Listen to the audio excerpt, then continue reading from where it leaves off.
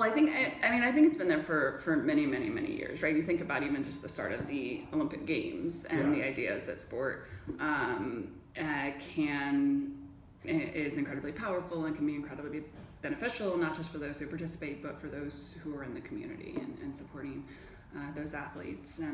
And so you even have reports of, I think during the Olympics, wars would stop, right? And the athletes would have safe travel to the Olympics and be able to compete.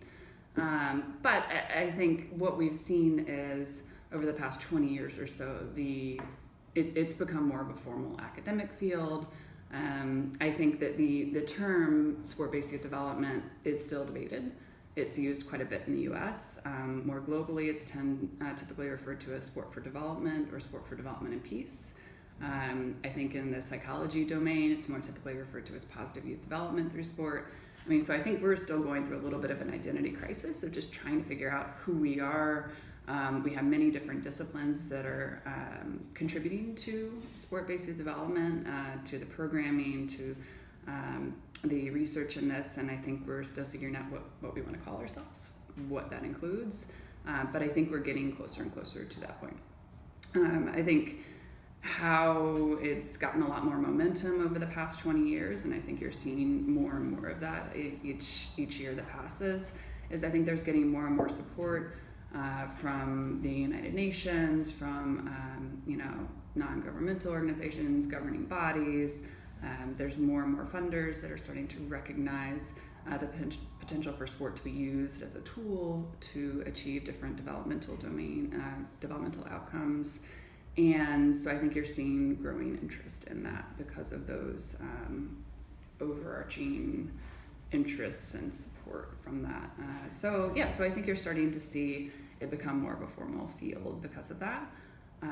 However, I do, and we can get into this perhaps later, but I think the growing evidence base, if there is a growing evidence base, is it a high quality evidence base? I think we still have a long way to go. And my colleague Amanda here has been on some different reviews of research, and I think we've found that we know a bit, but I think that oftentimes in programming and in even the research that we conduct, we have that core assumption that sport is inherently good, that you can learn from sport experiences. And what we've learned, and scholars have said this for years, but then what the research is starting to support now is that this doesn't always happen, right? I can point to incredibly negative experiences I've had from sport. Many others can.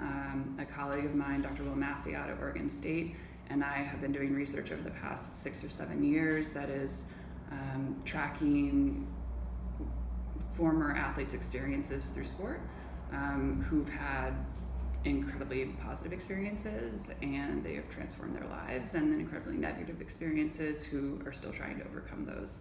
And so I think it's trying to figure out what about sport can be really beneficial. How do we best design sport so that it can maximize the good and minimize the bad? And I think the research isn't there to help us figure out what is working.